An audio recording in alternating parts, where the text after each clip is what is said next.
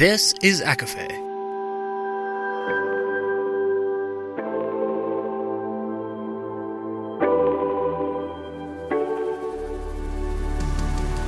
Laura Marie and Jessica Marie proudly present A Court of Fandoms and Exploration, a podcast.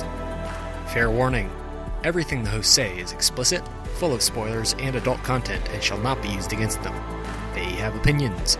Let's try not to drag anyone for expressing themselves and just have fun for an hour. We all deserve it. This episode contains spoilers from Weetzie-Bat and the We Hunt the Flame duology, with mentions of Euphoria, ACOFAE, The Cruel Prince, and Shatter Me. For full list, please see show notes. There are also discussions surrounding abortion and substance abuse. Hi, everybody, and welcome to A Court of Fandoms and Exploration, your weekly deep dive into the YA literature and fandoms that we love. I'm Laura Marie. And I'm Jessica Marie. And today we are celebrating 2 years of ACOFAE. We launched our first episode on December 21st, 2020, and here we are 2 years later, and it's been 2 years. It's always so every time we do kind of like a mile marker thing, whether it's like our thankful episode or something like this, it's so exciting, and we have yet to like have a book slump. I mean, we have off the podcast where we've learned how to pick ourselves up, or like Laura, you've given me some great suggestions of, you know, these are the perfect opportunities to do rereads of like comfort things. So how exciting. And rereads and comfort things and things like that is exactly the theme, because this year we are doing this episode a little different than how we did it last year. We are, and I say we, Jessica Marie and I, have each chosen an episode that we aired this past year. And we are revisiting and relearning and seeing if maybe something is different. Maybe we have a new perspective, and we don't know the episode that each other has picked. Like I know my episode, and I'm very excited to talk about it. I haven't shared anything about it with Jess, and the same with her. And I'm so excited to get into it. See, this is where we differ, because Laura's like, she's even texted me this morning. She's like, I'm so ready. I have my notes. I'm good to go. And here I am, like, I am nowhere near the level of excitement you have. I feel like I didn't understand the assignment, which makes no sense because we're the ones who created our own rules and assignments, and I've been all over the place. Fun fact, I had one episode picked out for weeks because we were chatting back and forth how we wanted to celebrate our birthday episode. And then a couple days ago, I panicked and I switched it. Did you? I had no idea about this. Which you didn't know about. And I was still like, I feel like, and then when we were talking on Friday night, that's when you saw the panic where I go, I did not understand the assignment. And that was after I already decided that morning, I know which book I'm going to do. And the only thing that Laura said, like, when we were discussing which episode we were going to pick was, well, what month is yours going to be in?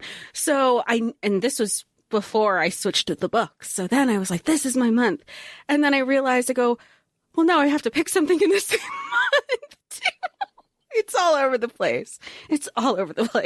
So what did you pick? So, I am on edge. I'm going to tell you what I originally picked. Okay. And I originally was going to do Tales from the Shadowhunter Academy to reflect with everything that we've learned. And then I became so fearful and terrified and realized how codependent I was on you with our Shadowhunters learning.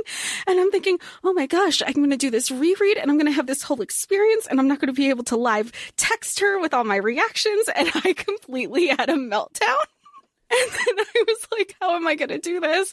How am I going to, like, maybe I'll just pick a couple novellas, because obviously it's, you know, it's like an anthology of multiple novellas. And I was like, well, maybe I'll cherry pick some of the novellas. I was trying to figure out how to, it was not working. And I was having this meltdown. And then Friday morning, I said, you know what? I'm going to pick Weetzie-Bat, because we've also had some other similar reads since covering that episode, and reading that book, that I felt like there has been, I don't want to say necessarily shifts, but a lot of things that I found aligned which made me drive home the understanding. I was like, no wonder this is Laura's shit. Like, they're so similar in vibes and feeling and themes. So yeah, I picked Weetsy Bat. Do you want to tell me yours now, or you want to wait for later? No, I want to save it for later. Okay. So Weetsy Bat, fantastic episode that we did. Absolutely wonderful. Weetsy Bat, a book by Francesca Leo Block, came out in the late 80s. Jess, what was your new perspective here? Or did you have... I don't think I had a new perspective, but I think it was just I saw so many similarities between that particular book and the Daughters of the Moon series that we started. All we've only covered books 1 through 4, but we've had an episode for book 1 and 2, and we also had an episode on books 3 and 4.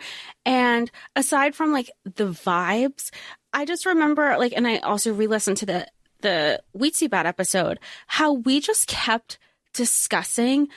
There were these huge themes for a young adult book: abortion, AIDS, polyamorous relationships, homosexual relationships, heterosexual relationships, infidelity, adoption, substance abuse with parents, divorce between parents, all of these.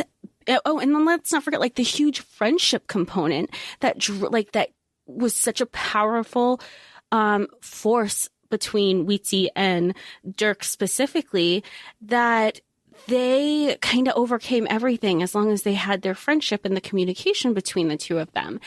And we just kept saying, this isn't only 84 pages. This is only and then when you look at those same themes in Daughters of the Moon, a lot of those components are there. Both have LA, both have that euphoria haze, that we kept also emphasizing if we were comparing it to media now.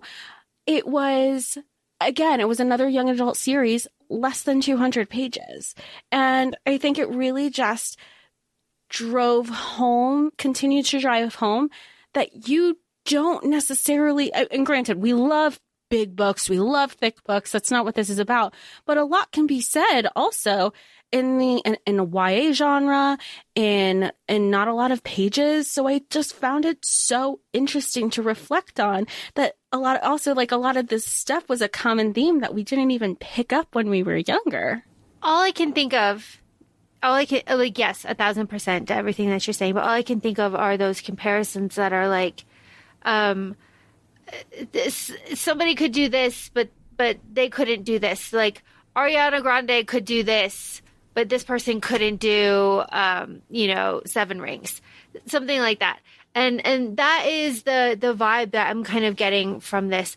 And I think what you're saying is a credit to YA authors in particular too, and knowing their audience, being able to condense and pack down these messages into shorter books. And granted, these books came out so long ago. You're talking about Weetsy that came out in the 80s, and then Daughters of the Moon, which came out in the 2000s. The first one came out in that's what I looked. I think Weetsy was 88 or 89, and then Weetsy was 2000. Or I'm sorry, Daughters of the Moon, the first book, was 2000. So even though they were 11 years apart, they still felt very now at the same time too. But that was something that we reflected when we were discussing Daughters of the Moon, where it didn't feel as dated, that here we are 22 years later reading this YA series and it still felt very relevant. I mean, of course, there's those things that could probably be a little problematic.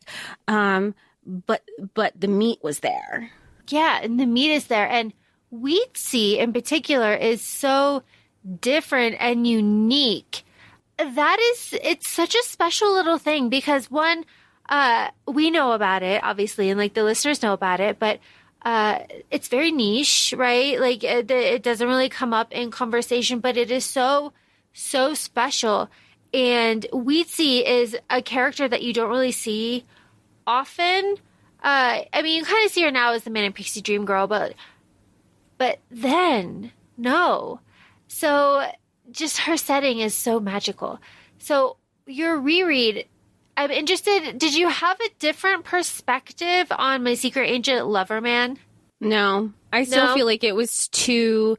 I still feel like maybe it's because I did the reread so like pretty recently, because I read it the first time last year with one perspective, and then I read it again this year with a different perspective, obviously, but like, or maybe just like more to add. I feel like because it was just so close to the last time I read it, I also haven't had any different lived experiences to add to him specifically. Mm-hmm. But unrelated to him specifically, you say a quote, and this is just this is just all credit to you. You say a quote in the first, in that We'd Bad episode where you said, I wasn't sure if this was something that you'd like because it's totally different from something that you're used to. And that's saying something from going from, contemporary romance and biographies and autobiographies, and then shifting to fantasy. And then again, this is fantasy in a different, like you said, a different niche. And then it just reminded me of like this certain structure that you're like continue to introduce things into my life. And like even something for like, we always talk about Game of Thrones, and I'm like, it's too overwhelming. It's been canceled. We're not going to revisit that. Like, I feel like I missed the boat there. Then House of the Dragon comes in and you were like, no, we're going to watch it. And we're going to dip your toes in it. We're going to introduce you. And it's just another way where it's like, it's okay, honey. Like, go in, the water's fine. And here I am, loving, like, that was my shit every Monday morning. We were waiting for the, TikToks of you can't go on TikTok before we watch those episodes until we go, and then that'll be its own exploration when we do get to Game of Thrones. But it was the same thing with this book where you're like, I don't know, but we're going to give you this little thing, and you're constantly helping me expand my mind and my thought and my reading genre and just challenging me. And I appreciate you so much for that. So thank you. Aww. Well, thank you. It's very fun because what did you say to me earlier when I was doing things? You said that you were in a mood after your third reread of The Cruel Prince. Yeah, and you were all in a mood about it. You were like, romance, I'm not in the mood. I even tried again because one of the Christina Lauren books came through on the library. And I was like, I don't even want, and we were reading King of Battle and Blood, and that's also very plot heavy, and there's some romance, but I had read the first chapter and I was like, there's already so much romance. Like, I just want plot. I just finished my third reread of The Cruel Prince. I want plot. I want more. I need, it wasn't even like I need. Nothing was like quenching what I needed, and I still haven't figured it out. So I put on some music. You need politics. And then and then I just, you know what? I'm going to re-download The Wicked King. So now I have The Wicked King geared up. There you go. You need politics and court intrigue. That is quite something. And that is a perspective shift too. Did you ever think that you would get there? No, never. I thought it would be something that I honestly thought it would be something that I'd have in the background. So it would be romance, like more central, more central, and then slowly get into, I guess I'll read a couple chapters here and there, outside of what we usually cover for the podcast. Because both of us, we're constantly have like a book that we focus on the podcast, and then we kind of have like our other stuff. And I'm like, no, I need something else. We need something else. Give me revolution, That is amazing. That is such a growth. I don't even want to say. You can say win because that is such a win for you. But it's not though. It is, and I want to say growth because it is like growth. I mean, that's like like perspective changing, but like it is just so fun, right? It is fun to find things that you really like, and then to be able to revisit things that that you like and look at them through a new lens. And I really think that that's a big part of what we do when we do our movies and things too. So it's very fun. It's very fun. And it's like we even one of the premises of when we started the podcast was revisiting the things that we loved growing up and revisiting them through different lenses, and how things that we've even discussed pre-podcast that we were reading in early 2020, and then revisiting those things with new lived experiences. And within the last 3 years, that becomes just as, eye-opening for some people too. I think so. I think so. Oh my gosh. Do you want me to go? You want me to go? Please. I've been waiting and you haven't told me anything. Okay. So I have chosen We Hunt the Flame. Yes. Oh, okay. Okay. You said it wasn't anywhere close. So I was wondering if it was going to be that one or one of Roseanne Brown's. Yeah, I was thinking about it, but I remember saying on our episodes that We Hunt the Flame and like We Free the Star, all of those didn't quite hit for us, right? Like everyone loves it and it was like fine, but it didn't move us is pretty much what we said in our episodes. And then I went through and I listened to this with like my full chest, right? Like I listened to this with my full chest. I took my time and I really focused because I want to know. And I figured it out. I mean, I figured it out. No, I actually took the time enough to listen and to really understand the character growth with Nasir and Zafira and their relationship. And I appreciate their slow burn so much more. So much more. Do you feel like you appreciated it more because you had a grasp at what the story was this time? No, because my frustrations with him, with Nasir, were always the same, where it was just like, just speak.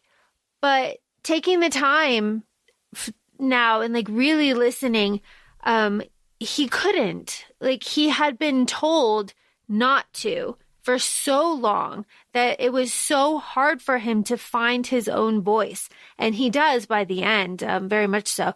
And that character growth for him and him not being able to speak or not voicing, his love for Zafira in those moments were his own form of like torture. Like, cause he wanted to, and he just like couldn't, cause he was like working through his own trauma. And I just really appreciated that so much more, to the extent that kind of in the beginning of the book, when Nasir goes and he sees Zafira, I think in one of their tents, and they are standing toe tip to toe tip. And it was just like a very intimate detail. And I paused it and I was like, how many times have I stood toe tip to toe tip, barefoot, first of all, but then toe tip next to a man? Like, not very many. It's a very special kind of like situation and like relationship, like you're not just, especially for them, like they're not just casually doing that. So it was very special and it really stood out for me. So my note says their intense slow burn just really opened my eyes to this beauty of their relationship that I was frustrated with the first time. And I remember when we recorded that episode, you even had said, you were like, Nasir, what you have these beautiful words. Just, yeah. I mean, you said that you have these beautiful words. Just speak, just say something, communicate, because we know as like just you and I and like our listeners, the miscommunication trope is one of your top 5 most frustrating tropes that you do not care for. Yeah. Yeah. So I love this. I love this. I just have some little notes. I just want to yeah, no, word vomit, please. Cause that way I'm like, wait, because like at what point, cause it's like you had a deeper appreciation. Now I do have a question. Did you kept saying like you reread it through the audio? Because I do remember at one point we were discussing like maybe a reread needs to happen through the physical form because maybe there's not something that we were picking up through audio, but it clearly seems that you just needed another read through audio. Yeah, I did audio and I just needed another reread through audio, knowing, a reread. This is why we reflect and learn and grow. This is why we do all these things. Knowing that the story is what it is, I knew that I needed to be slow and that I could focus on things because I like knew like the brackets and stuff. But if I were just like going in again, I would still have these feelings. It's kind of like when we were talking about a book that we recorded a book, and in that episode, I said that I had to read it several times. I had to look at the calendar. I had to read that book several times before I actually fully understood it and really enjoyed it. So like now that I have reread this story, I am really able to appreciate it more. And it only took another reread for me to appreciate it a little bit more, as opposed to this other book, with episodes coming out in the future where it took like 4+. But another thing that really, really stood out for me here in We Hunt the Flame is Zafira being completely and utterly just lost after the hours is gone, like, and magic and like her internal compass is gone. She has no purpose. Her mom dies. Dean is dead. Yasmin is like really pissed off at her, and she has this like guilt about Dean dying, and she's weird with Nasir, and her Zumra is like all over there, but she doesn't know who to be anymore. With the forest gone and her identity was being a hunter, and she feels utterly alone.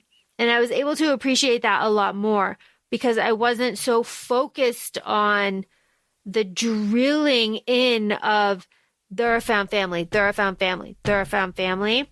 I was able to filter that out because Zafira is having her own battle that they acknowledge and like help her with, but for a little bit of time, like they ignore. Now, I just don't remember. They obviously have their little troop that's kind of going on this adventure with them. Do they consider themselves found family? Because I just don't remember really feeling they considered themselves a found family. Yeah. But I feel like we didn't consider them a found family. Yeah. They considered themselves a found family. And again, during this reread, I was able to kind of understand a little bit more why they feel that way, with Kifa and Altair and, all of that. The found family did kind of like, I got it a little bit more, but because, my eyelash is bothering me, but because half of them are talking about found family, the fact that Zafira feels so alone, so completely and utterly alone, that she ends up not feeling that bad about blood bonding herself to the Jawarat because she's not alone.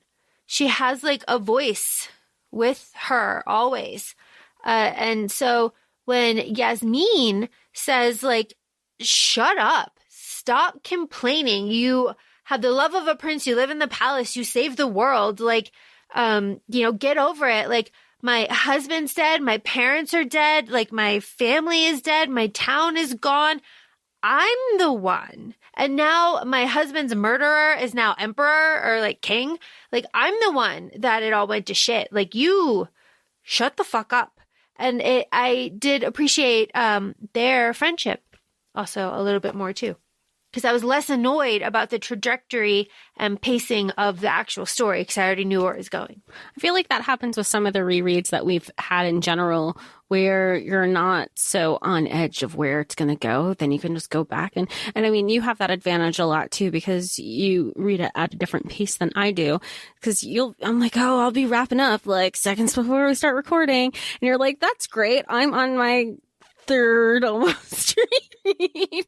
So I feel like you get to, not only do you get to enjoy it more, now you get to have more fun with it. And like you said, you're like, I know where it's going. I'm not like trying to make speculations or guess or like be like, oh, I was right. Like you just like you said, you have this whole, you get to appreciate it even more. And I also appreciated too, like Zafira makes mistakes, right? She gives the Jawarat to the Lion of the Night. She screws up a few times, but she and the Jawarat in several instances want to try to earn the trust back of the group, right? And I really felt bad for her in those moments. She's like, no, I can do it. I can do it on my own. And then they'll trust me, like, because I want them to trust me. And they don't, because they think that I'm kind of crazy. But she's saying all of this out loud when she's holding the book because she's used to the voices and like talking to herself. And the empathy was really there for her. This reread, because I wasn't so frustrated again with everything. And then it made me love Nasir when he does start talking, because he is this poet, right? So when he does start talking, he has fantastic lines. I wrote one of them down. He is crying at the very end. There's like this hot tear that comes out of his eye. And Zafir's like, why are you crying? And he's like, because my heart can no longer contain it. So like he's finally like not able to contain his emotions anymore, and he doesn't have to bottle everything up inside. He can finally speak and feel and be and experience contentment, because that was something that he was always like worried about before. And that ending was so satisfying, where before I was just like, ooh. I'm so happy that you had like this whole different take. I mean, and that's something that's wonderful about, again, revisiting it, because you went from like, whatever, like another day, another dollar kind of thing onto the next. And now you're like, now you're seeing like how some people were impacted on the first time. Yeah. And I have two specific points that are just so very much us on the podcast that I'm interested in your take from it, and like how you kind of feel about it too, because I know it made me feel a certain way. So the first one is something that we have talked about before, and I believe in Storms in Silence. But Altair and Nasir are talking about like, their powers are like darkness and light, all these things. And they're talking about their group, and their group is their found family has come together, and now they're splitting up because the like threat to the immediate threat is over. So they're splitting up, and they're saying like, isn't it funny how like the darkness brought us all together, but now the light is what is pulling us apart and like dividing us. And also in Priory, that is a big theme. Like the big evil unites the world.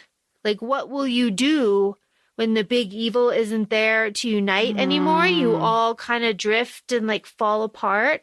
And that was brought up here. And I totally just like went over my head and like missed me the first go around.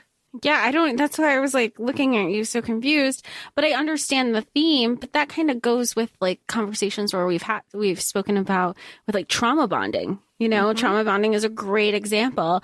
That trauma solidifies the relationship. What happens when you realize there's nothing else there, or there might not be anything else there? Yeah. So it's just, I loved it. I loved seeing and like noticing it. It was great. Now this, and I know you will just have thoughts and opinions on this. And I think we discussed it the first time around, but still, I do want to bring it up again. So Dean is in love with Zafira. Zafira knows it. She knows it, but she does not love him that way. And he knows that too. Ultimately, Dean is the guy from the beginning who really liked her hometown boy. Yeah, her hometown boy. And remember, we read this at the beginning of the year. And then she's like, "Oh, don't worry, I'll be back. Like, love ya, bye," and dips. And then he dies. He goes with her. Oh, he goes with it, but he does, and then eventually he dies. Yeah. He dies like kind of right away. Yeah. Okay. Yeah. And she has to, and Altair kills him, and she has to like live with that guilt that he like followed her, because he like jumps in front of an arrow for her. Like he's the one that like saves her. And it's this whole thing. So when Zafira finally like reunites with Yasmin, and they finally have it out. And Zafira says, like, I could not love him the way that he loved me. That's like not my fault. You cannot be angry at me for that. Like, I can't help that. Just like he couldn't help it either. It's like, it's, one of those things. And then just like immediately after they have that conversation, Yasmin sees the way that Nasir is like looking at Zafira, and she's like connecting all of the dots, and Nasir walks out of the room, and Yasmin is like, I wrote it. She's like, you didn't love Dean, my sweet Dean, but you love a monster. You love a murderer. You'd rather have this horrible, like evil person, rather than like my sweet, perfect brother who followed you out into the wilderness and sacrificed himself for you. Like, how can you be like this? You must be a monster too. It was just like, whoa. Thoughts. I remember the conversation, but I didn't remember I didn't remember Yasmin was calling her a monster. I remember her calling him a monster because I feel like that was like one of the highlighted notes that we brought up. I didn't remember that part of the fallout where she was like, well, like pot kettle, if that's what's happening. Yeah. She calls her a murderer too. I feel like it came from a place of hurt, her like in grieving, but I feel bad, not for Yasmin. Well, in a way, yes, but like here, I'm sure like she's already also internalizing those own thoughts about herself too, right? To like feeling some sort of way towards Nasir. Probably. I'm not worried about Yasmin. I'm worried about like why society thinks that it's okay that to judge a woman for this, right? Like it is okay that Zafira didn't love Dean. Like, oh yeah, that I thought you were talking about. I was talking about Zafira internalizing that. Oh yeah, so having your like when somebody else reiterates your worst thoughts, you're like, even though sometimes you think it's just your internal thoughts, but then when somebody else says it out loud too, you're like, oh well, it was okay for me to think that about myself, but like, so you can't say that out loud. You aren't supposed to say that out loud. Yeah, that's where I thought. But sorry, continue your conversation. Sorry. Or but like, continue your point. And then she just like completely vilifies her. Yasmin completely vilifies Zafira for not loving her brother that way. But like, that isn't talked about a lot. That's why I'm bringing it up. Like, you don't get a lot of instances of that being like, I just don't love him that way. Right. What usually happens is then that person, that is rejected, like goes on a violent like spree, right? Like that's where I was gonna say it's like when, and I'm using air quotes, please note when I'm saying this. Oh, nice guys finish last, and when I'm such a nice guy, blah blah blah. Why don't you like me? God, just because, and I'm on single talk, here and there when it scrolls on my page, but it's the conversation of how, if you're single, you are entitled to there's this perception that you are entitled to my attention, and how, if I'm single, then how I should be giving, not only should I be giving you attention, but if I reject you because I just don't want it, that's shit on also.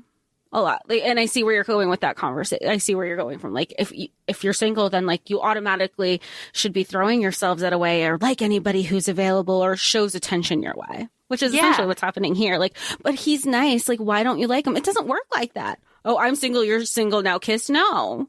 Yeah. It's like, he's so nice. Why don't you like him? Oh, you want the bad boy instead? Well, then there's something wrong with you.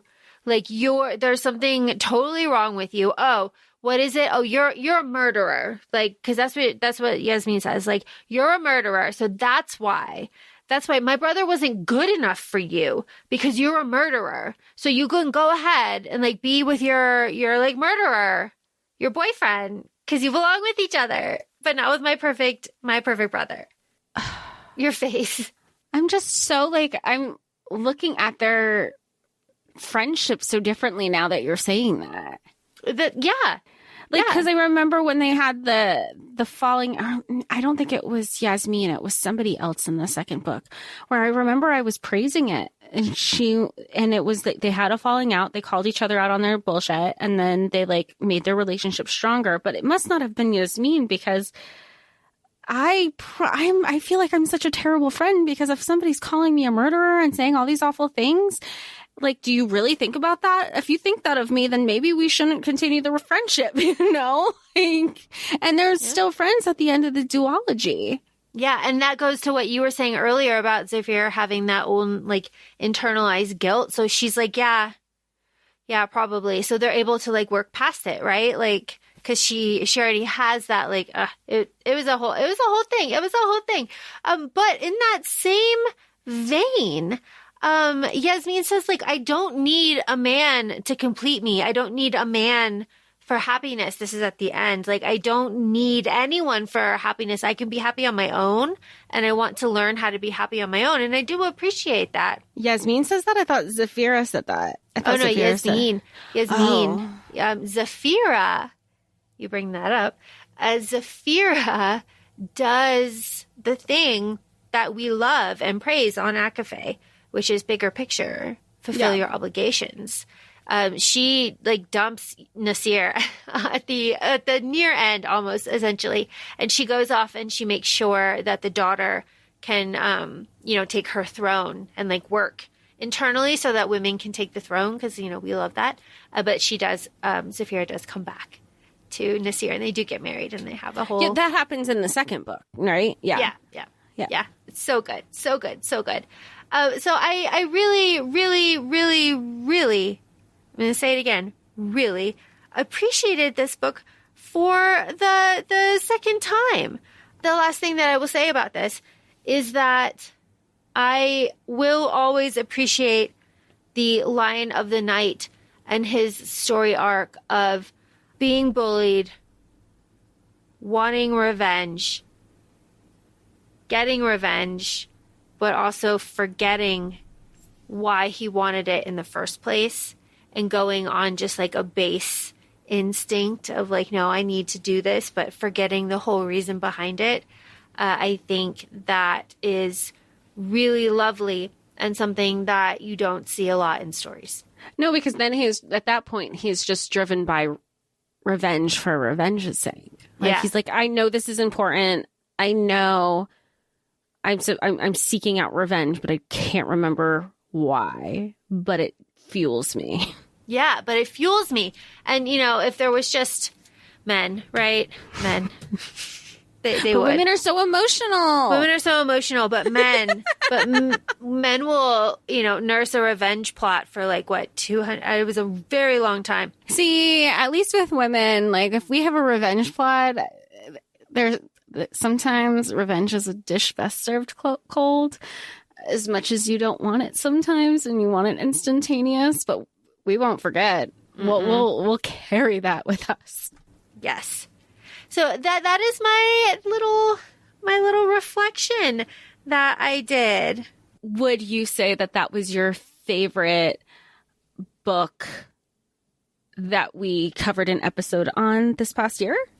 No, We Free the Stars is not. So We Hunt the Flame, I'm focusing on We Free the Stars. We Free the Stars is not my favorite book that we covered this year. No, I have two. Two books that we covered this year that are my favorite. One will surprise you, one will not. Do you want to guess? No. I'm really bad. No, I'm just bad at guessing and I don't like being wrong. Oh, that's totally fair, and I completely respect that, so I will just tell you. Sorry, because then I'm just going to be guessing, and I was like, well, fuck. No, I totally understand, I will just tell you then, because I will take that away from you. I'll take that plate from you. My two favorite books that we covered this year, The Oleander Sword. I was wondering, see? I did look at that, and I was like, I wonder if it would be either the Jasmine Throne or the Oleander Sword. Okay. Yeah. So absolutely the Oleander Sword, for all of the reasons that we have always discussed about the Oleander Sword. It's wonderful. It's perfect. It's just a wonderful, fantastic story. The second book that we covered this year that was my favorite that will surprise you, and the reason it will surprise you too, is Shatter Me. Okay, I am surprised. See, I knew you would be. So Shatter Me, the book or the series? I would say the series as a whole, but since we're doing books, it would have to be the first one because that's like the jumping off point. Right. Yeah. But it would be Shatter Me because I really... There's a whole thing behind this. It's because I really was able to enjoy the feeling of being sucked into like mid YA literature because I was able to read it very fast and I was like really engaged in the story and I wanted to know where it was going next. And like I was interested in the characters to a point until they got annoying. You can listen to our Shatter Me two through 4 episode about that. Yeah. But gosh. So yeah, I really enjoyed being able to have access to a series of books that are not top tier, but very fun, easy to read, that you can read quickly, that are all out. So you can immediately just like blow through them and then talk about them. And it was very fun to be able to appreciate the jokes of the fandom because I'm not tooting my own horn. I am not tooting, but I am in or aware of a lot of fandoms, just like you are. So we are able to interact and experience jokes from fandoms that we may not be in all the way because we are in like the fandom circle of things, right? Because it's a Venn diagram. It's very flowy. So I was able to appreciate these little jokes and things with Shatter Me that I was not able to before. And it was fun. It was fun. And I have not had, I hurt my finger and I just bumped it. I have not had that feeling before of reading like very quickly, like literature like that. I'm going to say since Harry Potter, it's not the same feeling. It's not the same feeling because my Harry Potter feelings are very different from my Shatter Me feelings. These are the feelings I get in my heart. Those are two very different things. But the quickly reading through and then being a part of something a lot bigger than I am and being able to talk to people about it, that was that feeling. And I'm very excited that you were able to bring that to me this year. So thank you. Of course. Now, I'm so glad that you had fun with it. I remember you were like, I don't know. And they do, especially in audio capacity, and you could still like amp up the speed and you could still understand that what everything's being said. That's so fun because you could really fly by. And I mean, I know you said you're not going to read the novellas, but they are there for if listeners do. Novellas are there. It's an audio, like every novella has an audio. I think I read most of mine through the library. So, if not all of mine. So, oh yay. So fun. Yeah. Plus yours. Like Harry Potter is also really hefty. Okay. So one I think is going to seem predictable, but not in the way that I think you'll know, not in the way anybody who's listening to this episode would think. I'm going to say Crescent City, Sky and Breath. And I say it was my favorite read because I learned some things about myself through that read. And I say it was my favorite read, not because I thought it was like the best book. We have a whole initial, an initial reactions episode. We'll be revisiting it again in the future. But Laura knows, I was very upset with the book. I cried, and I am a crier in the sense of if I'm mad, I cry. If I'm frustrated, I cry. And it was, if I'm happy, I cry.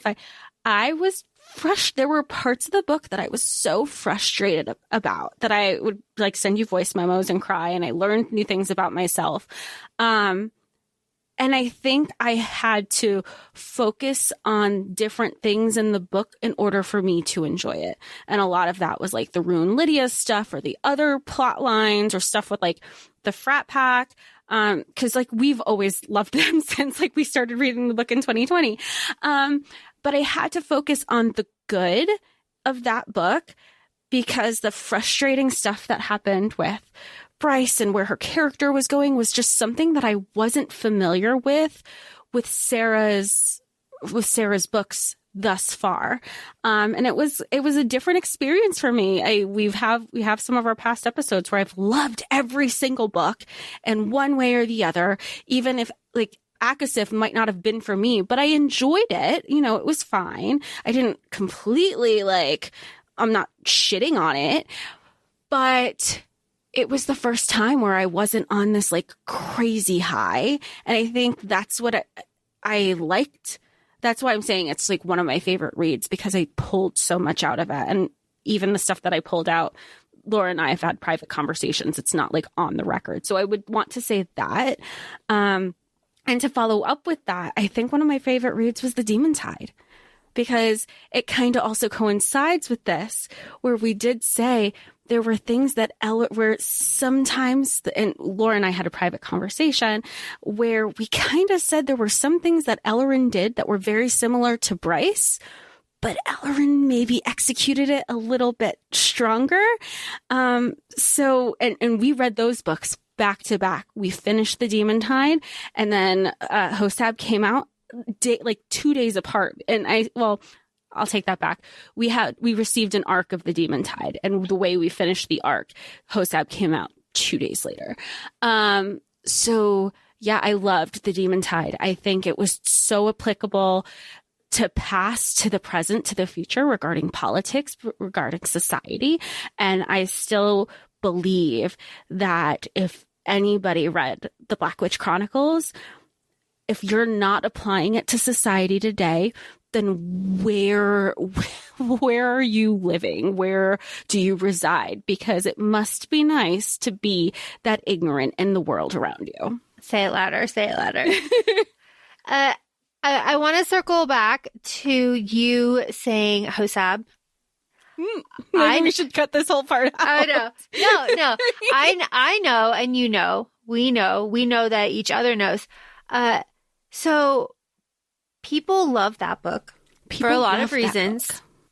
Mostly, I feel, in my opinion, people love that book because of the ending.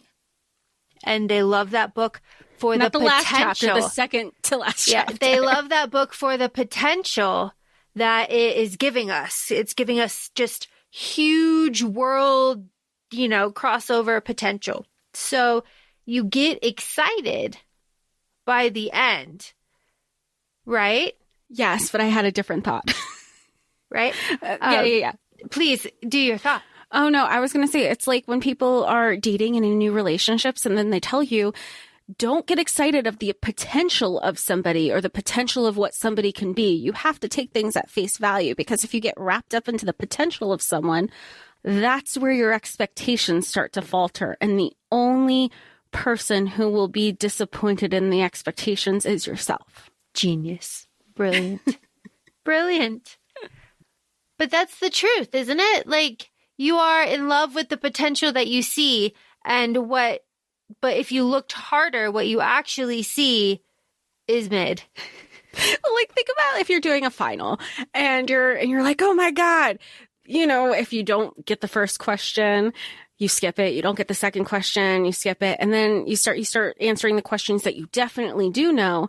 By the end of the exam, you're like, oh, it wasn't that bad, because you got the last 3 questions right. And then you're like, yeah, it wasn't that hard. It wasn't that hard when you're like talking about it, the exam after class. And because you're remembering how strong, I nailed that final essay. Oh, I definitely got that last question right. You're riding on that high. Like you said, if you reflect the whole thing, probably that exam probably kicked your ass, because otherwise you weren't going to get that first question. Yes. Oh, and that's just like a great point also. And I do want to shout out to Julia Whalen and Elizabeth Evans, right? Yes. Yes. Lizzie for Hosab. Yep. For those books, the narrators for those books, absolutely amazing. The potential of books is, I think, something that we will have to revisit, because we have said that now a few times about things where it just boils down to, we love the concept and we love where it could go, and it doesn't go there, and it makes us just hate it that much more. So I think analyzing the potential of things that are just not great is a really fun way to learn something about yourself. Because like, Jess, what did you like take away from that? Like, you were finally like disappointed. Like, you can say like you were disappointed. Yeah, I was disappointed, and I feel like we're going to get attacked for it, which is not my intention. Mm-hmm. I mean, if you follow me on TikTok, you know I love Crescent City. You know I know Bryce to my core. So I don't know if there's like a self-insert. Maybe that was like part of the things that I've learned. And I know I've shared with you, and I know we've spoken to Kevin in one of our episodes, or maybe it was just like in private, where I was like, am I putting too much into what I'm reading because I'm self-inserting? And that was something that I think I learned through this read too, to say like, okay, well, what if I didn't self-insert? Am I happy who this character is? Because at one point I even said, I told you, not on the episode, I feel so disappointed in myself right now. Yeah, I remember. And some of her decisions and her reactions. And I mean, even now, I asked you something recently, and I go, I don't want to pull a Bryce and do da da da da da da. So I want to ask this of you before I even cross or step on any toes or cross any boundaries. I have a question. Yeah, my question would be. I'm always scared because I know we don't prepare for these. Oh, no. And this is just like a broad question. So obviously this episode is coming out on December 21st. We know this. But do you have any reads coming out next year that you are like super excited for? Crescent City 3. There you go. I'm everything I just said now, please just know that I'm still so excited for Crescent City 3. I'm terrified about what's going to happen with Akatar and Nulu. I feel like those are the only two that are like immediately on my radar. Not to say like, we know we have a whole calendar of like the books that we're excited for. I want to see where like Samantha Shannon's prequel of Priory goes. I'm really like excited about that. But I feel like it almost feels like everybody's kind of in a lull. I don't know. I mean, people are pumping out books so much. I'm excited to start tackling The Last Hours. I know some of the books are old and there's a new release coming out in January, but we haven't tackled them. And all I know is the excitement that comes with Shadowhunters and Easter eggs, and people are connected, and I don't know how everything's involved. That I'm excited about. What about you? Definitely The Last Hours. Chain of Gold, Chain of Iron, Chain of something. Chain of Thorns. Chain of Thorns, Chain of something. Chain of Gold is the first one. That's the one we just got personalized. Yes. So yes, Chain of Thorns. Very excited for Chain of Thorns, The Stolen Heir, Samantha Shannon's Priory. And I selfishly have access to our calendar, and I am very excited for upcoming things that we are covering next year, including, I'll just drop two of my favorites, The City of Brass and House of Hollow. I'm very excited. You've been talking about, I'm excited. I completely forgot that I didn't forget that we're going to be covering House of Harlow. It's just fitting. I mean, when we tell you we plan, we already know next December. So if that tells you where we are with our planning, we're excited. It's fun. And there's people that we know that are releasing new books too. Like we get to oh yes, another one. Because you always want to support the people that you work with and you care about and you're excited for them. I mean, that's the whole point of this community, is to like be excited for each other and not be, Debbie Downers with everything. And there is so much to look forward to, and I am very excited to reflect next year on all of the wonderful things that we will do in our future.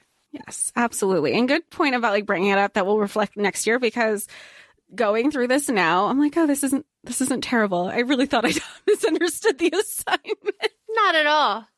Not at all. And never. We made the rules. I know, which is why I can't get that past my head. I made my own rules and I can't break them. Like all of a sudden, I mean, very earth sign of me. So, but thanks for joining us again for another year. Thanks for celebrating.